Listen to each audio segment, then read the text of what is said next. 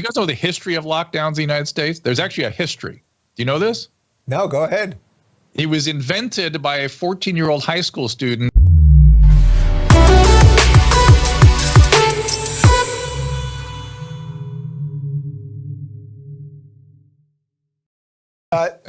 Zubin, can you talk a little bit about, since you're in it with a lot of other doctors, just the level of fear that people have? Because every now and again, I'll see a doctor that I usually haven't heard of, and suddenly they'll start getting a little traction on Twitter, and I'm like, oh, maybe I should talk to that person. But then I have to do some real due diligence on, oh, are they just trying to go for fame? Are they just trying to have their moment? Are they legit? What makes them even want to get in the game at this point, because the risk is so high and everything else?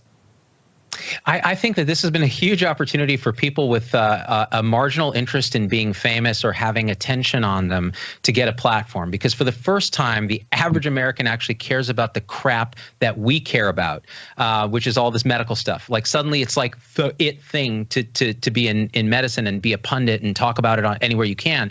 And what I've found is a lot of these online docs fall into the same exact tropes. Instead of being in what I call the alt middle, where it's this rational way where you can look at all the sides and just try to process through it using critical thinking. Yeah. They, again, take a tribal identifier, whether it's follow the science or whether it's, stay home, or whether their Twitter avatar has 14 masks on. And it's like, hi, I'm Dr. Bobby Mask Your Ass Up Jones. Whatever it is, that's much more rewarding in terms of social media juice than saying, the thing about lockdowns is we actually don't know if they work, because we can't define what a lockdown is. It's different in every country. We haven't measured it. We haven't studied it. So we have no idea whether this very obtrusive mechanism with a lot of economic downside is working. Can we talk about that? That will get you no clicks, no love, no social juice at all. And that's why I think a lot of docs online, like the most successful Twitter docs, are the ones that are like, Trump is a little bitch. And it's like, well, you nailed it. Now you're going to get 30,000 retweets. Yeah. Do you guys know the history of lockdowns in the United States? There's actually a history. Do you know this? No, go ahead.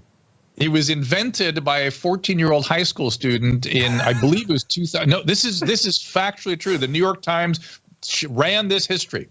A high school student in Albuquerque, New Mexico, who built a computer model to reduce the spread of influenza. She determined that you could close locally schools down, and because influenza is transmitted by children, very different than this virus, you could close down local schools and reduce the spread. Her father, who was a computer programmer at Los Alamos, said, that's a great idea. I bet I could build a computer model for regional lockdowns in a pandemic. The Bush administration adopted it as policy.